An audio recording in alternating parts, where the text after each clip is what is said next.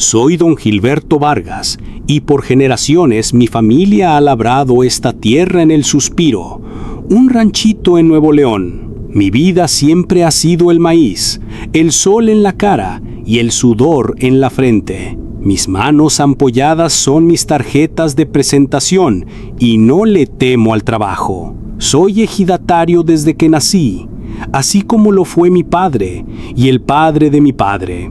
Vivo en la misma casa de adobe que construyó mi abuelo cuando llegó a vivir a estas tierras. Apenas se casó a los 15 años. Así ha sido mi vida, con los campos extendiéndose hasta donde alcanza la vista. Antes, mi vida era simple: despertar con el canto de los gallos, trabajar la tierra, cenar con mi esposa y dormir el sueño profundo del hombre cansado pero satisfecho. Pero ya no. La risa ya no es un sonido familiar en mi hogar desde que la oscuridad se sentó sobre El Suspiro. Desde la primera vez que un niño desapareció para no volver, algo se rompió dentro de mí. Ya no soy el hombre recio y confiado que solía ser. Ahora cada sombra en el maizal me parece una silueta que acecha. Cada soplada de viento de la tarde trae consigo los ecos de los gritos que nadie escuchó a tiempo. Vivo con un nudo constante en el estómago, un miedo frío que se aferra a mi pecho y no me suelta ni de día ni de noche. Duermo con el machete al lado de la cama y los oídos siempre alertas del crujido de una rama o el ladrido lejano de algún perro. Incluso la luz del sol parece menos brillante ahora. El aire que respiro está pestoso alrededor de lo que perdimos. Miro a mi esposa y veo el mismo terror en sus ojos. Y sé que vivimos en una prisión invisible construida con el miedo de lo que vendrá después. El Suspiro ya no es mi hogar. Es un lugar donde el miedo se ha arraigado más profundo que la raíz de mi conciencia. Así han sido 1000 días.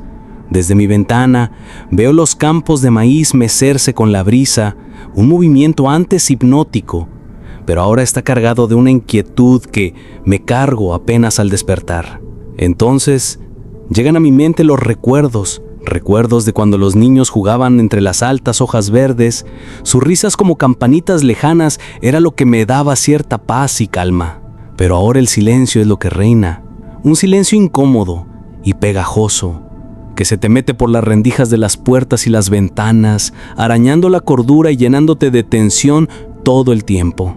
No recuerdo la fecha o los acontecimientos con exactitud, pero mientras tomo mi café de la mañana, empiezo a pensar cómo es que todo empezó. El primero fue Pedrito López. Era el hijo menor de la familia López, gente humilde pero trabajadora del rancho. Su padre, don Jaime, era un hombre fornido que pasaba los días cuidando su pequeña parcela de frijol y calabaza. Mientras tanto, su madre, doña Lucía, tejía rebozos para venderlos en el mercado del pueblo vecino. Pedrito, con apenas 7 años, era la chispa que iluminaba su hogar. Siempre andaba descalzo, con las rodillas raspadas y una sonrisa traviesa que le iluminaba el rostro, marcado por un fleco de cabello negro azabache que siempre se le caía sobre los ojos. Su vida era sencilla y llena de las pequeñas libertades de un pequeño de campo.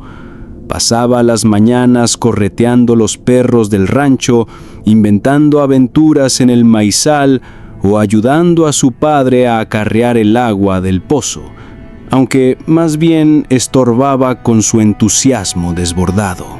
Tenía la costumbre de guardar en los bolsillos de su gastado pantalón pedacitos de todo lo que encontraba: plumas de aves, piedras con formas curiosas o la canica brillante que le había regalado su abuelo. Era un niño con un espíritu inquebrantable, curioso por naturaleza y con una alegría contagiosa que hacía reír a los más gruñones del pueblo. Si Pedrito estaba cerca, el ambiente se llenaba de vida. Solía contar historias fantásticas a los animales de la granja, convenciéndose de que lo entendían, y siempre se ofrecía a ayudar a cualquier vecino, aunque sus ayudas a veces terminaban en pequeños desastres. Su energía y su inocencia eran el corazón de la pequeña comunidad de El Suspiro, la promesa de un futuro simple y feliz. Pero un día simplemente no volvió del río. La búsqueda fue intensa, desesperada. Pero encontramos solamente su pequeña canica roja, muy cerca del agua turbia. Con el paso de las horas y la búsqueda frenética de sus padres, por fin dieron frutos. Pero no fue algo agradable. La búsqueda se había extendido por mucho tiempo y ya casi nos íbamos a nuestras casas para tratar de pensar en dónde más podíamos buscar.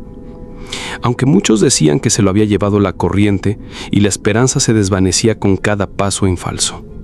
Ya la tarde había caído, presagiando otra noche de angustia, cuando uno de los hombres que rastreaba la orilla del río lanzó un grito ahogado. Corrimos hacia él con el corazón latiéndonos salvajemente en el pecho. Lo vimos. No estaba simplemente tirado, su pequeño cuerpo estaba enredado de una manera horrenda entre las gruesas raíces retorcidas de un viejo sauce. Parecía como si las propias raíces lo hubieran atrapado, prisionándolo en su abrazo terroso.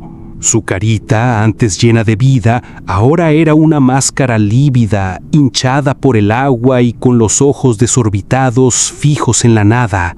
Pequeñas ramas y hojas habían quedado adheridas a su piel pálida como si la tierra misma lo estuviera reclamando.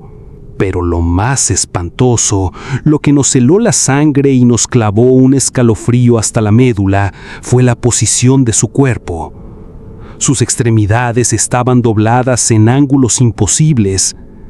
Sus pequeños brazos estaban extendidos como si hubieran intentado aferrarse a algo en sus últimos momentos, y su cuello parecía torcido de una manera horrenda, como si una fuerza invisible lo hubiera azotado con brutalidad.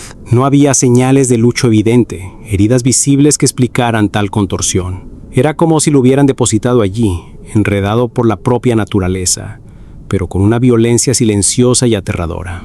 La visión nos paralizó a todos.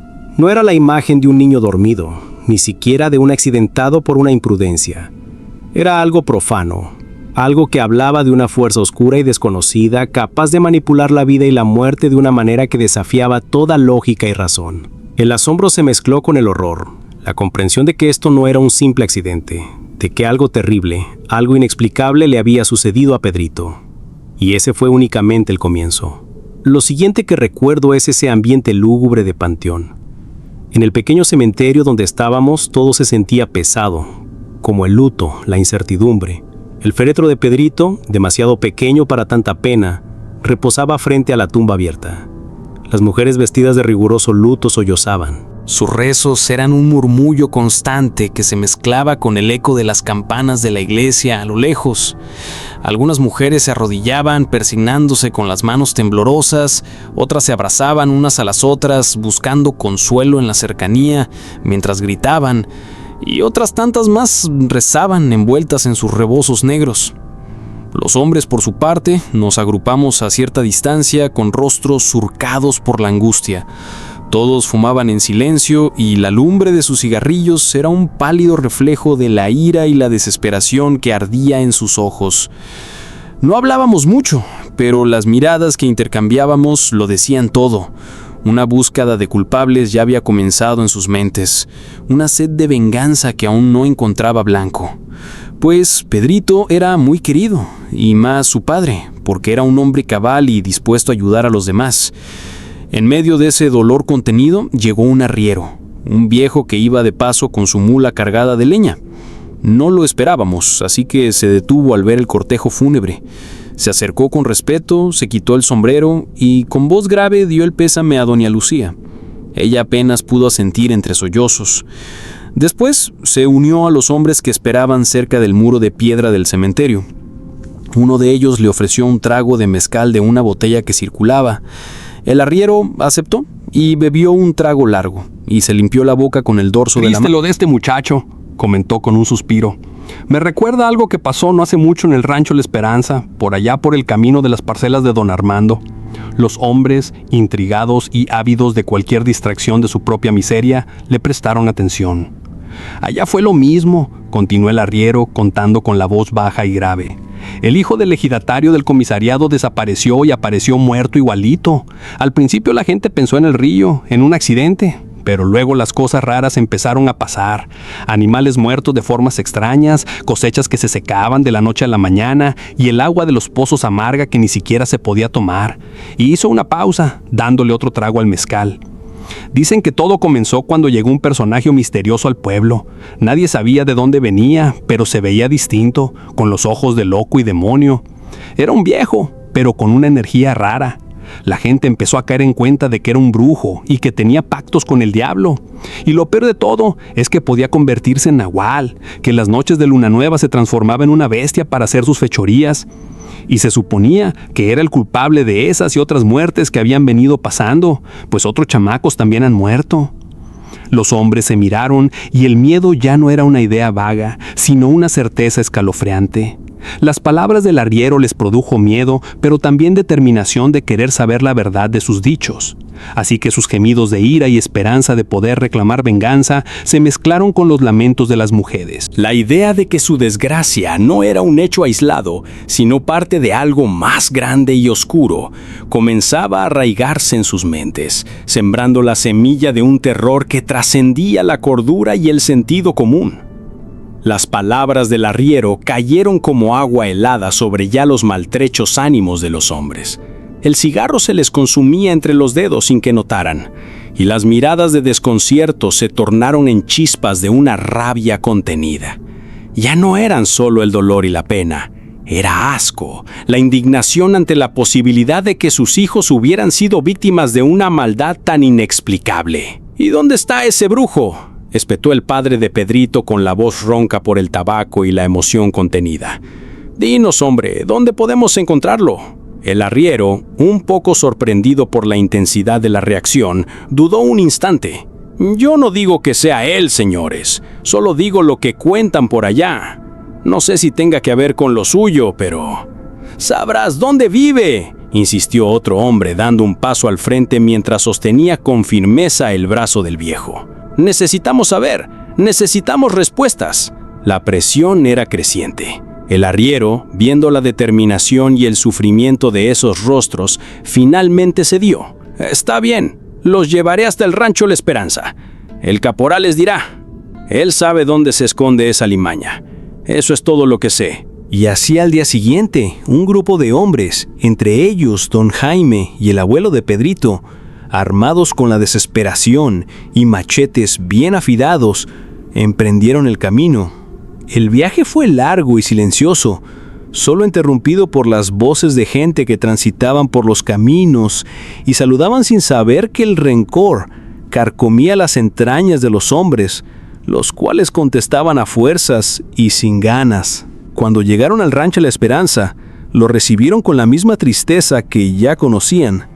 Hablaron con el caporal, un hombre maduro y de pocas palabras, el cual asintió con gravedad al escuchar la historia de las sospechas. Él también había perdido un sobrino.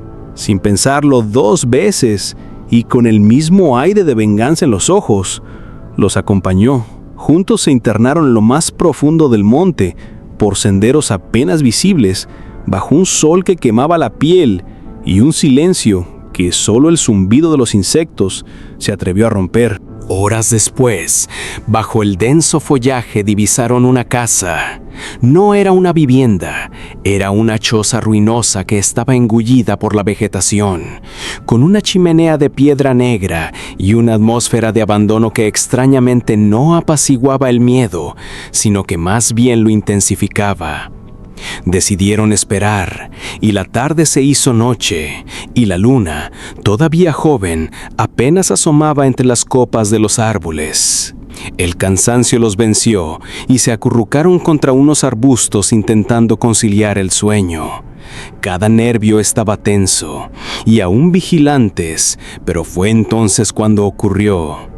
Un ruido sordo los despertó de golpe, un crujido de ramas, y con los ojos entrecerrados por la somnolencia y la sorpresa, vieron una figura solitaria emergiendo de la oscuridad del monte. Era un viejo encorvado, con el cabello largo y cano. Llevaba un costal al hombro, y lo que vieron a continuación los dejó petrificados. Dentro del costal se estaba moviendo, y no era un animal, era un movimiento pequeño, rítmico, y de repente una respiración agitada y un llanto apenas audible como el de un niño. Todo esto escapó de la tela del costal, y nuestros corazones se detuvieron. El viejo avanzó con lentitud macabra hacia la choza, y entonces, con una frialdad y una brutalidad inhumana, azotó el costal contra el suelo de tierra para hacer callar su carga, a la cual le lanzaba insultos y piedras para silenciarlo. El llanto se cortó de golpe y un silencio absoluto y aterrador se cernió sobre el paraje. Los hombres, ocultos en la sombra, sintieron cómo el horror les pellizcaba la garganta. Dentro de ese costal, tirado como un objeto, sabían con una certeza nauseabunda que había un pequeño que ya no lloraría. El silencio que siguió al macabro acto del viejo fue roto por la furia contenida de los hombres. Saltaron de sus escondites con machetes en mano. Sus gritos eran un estruendo de rabia y desesperación. ¡Asesino! ¡Maldito brujo! ¡Te vas a morir! El viejo, al verlos, no mostró sorpresa, sino una ira fría y despiadada. Levantó las manos esparciendo una nube de polvos oscuros y apestosos que irritaron sus ojos y gargantas de todos. Mientras tosían y se frotaban la cara, el brujo comenzó a murmurar maldiciones en una lengua gutural extraña. Palabras que parecían arrastrarse por el aire como serpientes venenosas, erizando los vellos de la nuca. La tierra misma pareció vibrar con la perversidad de sus conjuros. Aprovechando su momentánea confusión, el viejo se escabulló rápidamente hacia el interior de su choza. Los hombres lo siguieron impulsados por una furia ciega, pero al asomarse a la entrada se detuvieron en seco. El interior no era una casa, sino un infierno. Había restos de velas consumidas, huesos de animales esparcidos por el suelo y, lo peor de todo, tiras de piel seca colgadas de los techos y las paredes como una forma que les heló la sangre. ¿Eran pieles que parecían ser de pequeños? Y entonces, en el centro de aquel horror, uno de los hombres, el que estaba más cerca de la entrada, dejó escapar un grito sofocado. La luz de la linterna que portaba otro de los ejidatarios iluminó la escena con una claridad brutal.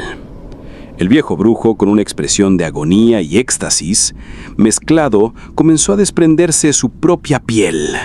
Los músculos se contraían, los huesos crujían con un sonido nauseabundo y sus ojos se encendieron con un brillo rojo y sobrenatural. Era una transformación espantosa, una metamorfosis. Lo que emergió de esa piel desprendida era una criatura de pesadilla, una masa peluda y retorcida, el nahual, del cual habían escuchado hablar. No hubo tiempo para el miedo paralizante. El caporal, con la sabiduría del hombre de campo, curtido por 1000 batallas, gritó en voz ronca: ¡Fuego! ¡Quemen a este maldito!